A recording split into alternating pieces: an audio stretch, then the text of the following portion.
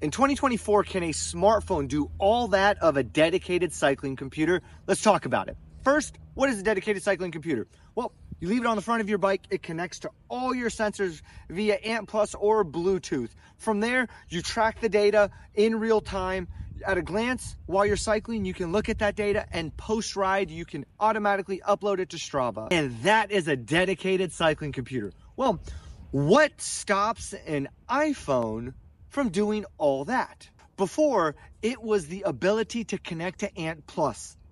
An iPhone simply just doesn't have that built into it. About 5 years ago, all manufacturers eventually switched to Bluetooth, and there isn't a major manufacturer on the market today that doesn't use Bluetooth to transfer data. And I knew when that happened, it would be only a matter of time until there was a cycling app that could do all that a dedicated cycling computer could do. You would think that would be a company like Strava. Well, looking at the Strava app, you can see that it tells you the distance, it connects to your heart rate, it tells you how far you've gone, but that's it. And if you're doing this semi-professionally, or you just want to dive into your data and have it at hand like you would a dedicated cycling computer, well, it simply just doesn't do that and leaves that to the Garmin's, the Wahoos of the world. Well, I've come across an app called Cadence that does all of which my cycling computer does. And not only have I just discovered it, but I have been using it exclusively as my cycling computer for the last 3 years. And in that experience, I have witnessed how the app has grown to have more and more capabilities, to the point where I distinguish no difference besides the two devices. Nor do I believe that a phone replaces a Garmin or a Wahoo. I think that it is officially an option between the two. So let's talk about how that's even possible. As I mentioned, Bluetooth. All sensors nowadays, whether it's my SRAM access, my heart rate, they all connect via Bluetooth to my dedicated cycling computer. Well, guess what?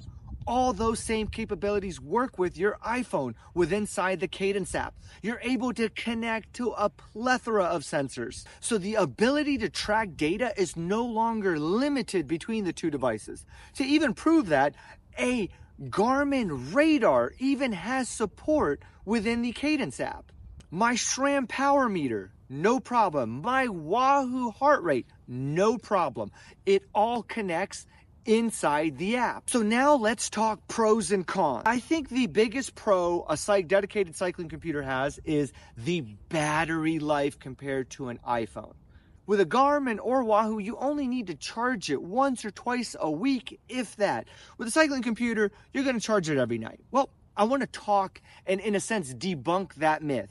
The truth is, you're going to charge your phone regardless every night, right? So the question now begs is, how far can you track data on your phone and still have battery life at the end of your ride? Well, I'm here to tell you that I have done many 100-mile bike rides. I have even done Grand Fondos up 3 different mountains with 5 different stops in the course of 6 hours and 80 miles and had 20% battery life at the end of the day. So using your phone as a cycling computer uses the same power as if you were using it on Instagram or just using your phone in general. So I think for the average person going on a 50-mile bike ride, you're going to have no trouble with the battery life. Next biggest concern is, well, if I get into an accident, there's a good chance my screen or my phone will crack. Well, that is true. And just like an old school flip phone, they just survive longer than a traditional phone with the large glass screens. However, I'm here to tell you, in Miami, when I got into a cycling accident and my phone in my back pocket, my screen still ended up cracking. And guess what? The majority of us these days have, whether it's a protection plan with our carrier or with Apple or whoever the phone provider is. Again, I want to emphasize that I have not come across a single sensor or data point that I have not been able to connect to my smartphone via the Cadence app that I have with my dedicated cycling computer. They both have the same data, the same sensor capabilities. So What am I making? What am I trying to say here? What I'm trying to say is that in 2024 and beyond, whether you're just starting out and you don't want to make the investment of a $300, $400, up to $700 and even more dedicated cycling computer, the device you already has the abilities to do all that of a dedicated cycling computer. Here's the crazy part. You could go to the App Store today, whether Android or Apple App Store, and download the Cadence app completely for free, connect some of your sensors, give it a try, and see if it's for you. From there, they have a pro membership, which, by the way, fun fact, for your average cycling computer, you would have to have that pro membership for 20 years. For the same cost of a traditional cycling computer, or the elite version of Cadence for 10 years. So with cost analysis, using your phone is extremely competitive with a cycling computer. So in 2024, I genuinely believe that we can use our iPhones, smartphones as dedicated cycling computers. Guys, I will have a link down below where you can check out the Cadence app, download it today completely free.